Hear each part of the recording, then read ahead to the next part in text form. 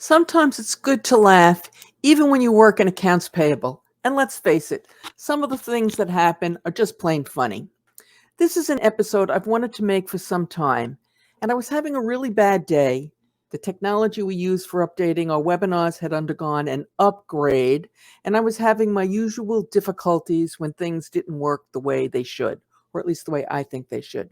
So I decided it was time for this episode. In it, I share the thinking behind 10 of the cartoons we included in 127 best practices for accounts payable. I hope you are as impressed as I was with the way Walter managed to turn my simple ideas into pictures. Welcome to Accounts Payable Soundbites, the program where we share tips and explain simple and complex accounts payable issues in short, concise soundbites. And now let's get started and let's take a look at the cartoons that Walter has drawn. And let's start with probably my absolute favorite of them all.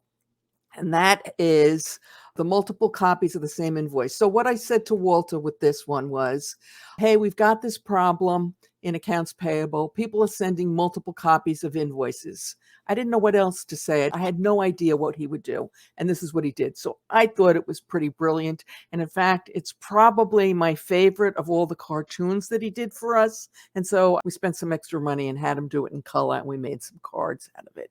Okay, so that's number one.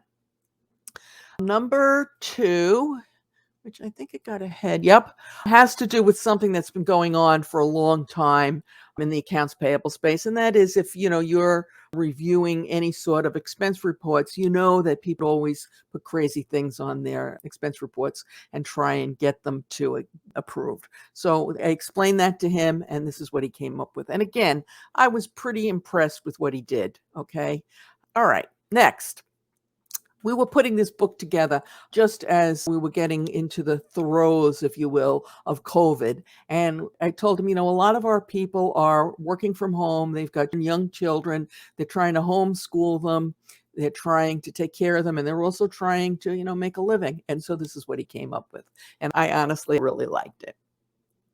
Actually, I liked everyone he did. So this was an all-time favorite of mine. It's the old battle to get W-9s from vendors. I had asked at one point our readers what were some of the crazy excuses people gave for not giving W-9s. And one of the readers had shared that somebody had actually said to her, but if I give you my W-9, you're going to report this income to the IRS. And it was like, duh, yes, that's exactly what's going to happen. Anyway, I liked what he did. Now, one of the unsung heroes, at least in my mind, was the IT staff working at companies when COVID hit, and all of a sudden, companies everywhere were going remote. And these poor people had to get the whole company up and running remote. One of my readers said to me, she said, it was a week before our IT staff got my whole setup up and working. And I don't think they got much thanks or much praise for what they did, but I thought it was pretty amazing. So anyway, I shared that with Walter, and this is what he came up with. Now, real quickly, before we get to the next 5, I'd like to invite you to subscribe. It's free, completely private, and you can unsubscribe at any time. Also, ring the bell next to the subscribe button, and you'll be notified when we post new AP content, which I call this AP content, by the way, which we do 2 or 3 times a week. And by the way, you don't need a YouTube account to subscribe. You can subscribe if you have a Gmail account. Okay, so let's move on and see some more of Walter's wisdom. Okay. So this, I thought, showed just how gracious he was. I shared with him that on one of my first Zoom calls, I managed to get myself upside down. And I had a call with Jamie Radford of the AP Association and his colleague, Gareth Jones. And I was fumbling around, and there I had myself literally upside down. And I don't think the two of them could realize that I could see them, because they have very good manners. And they were rolling on the floor. And as they were rolling, laughing hysterically, my head was bouncing up and down as I maneuvered with all of the dials on the Zoom calls to try and get myself straightened out.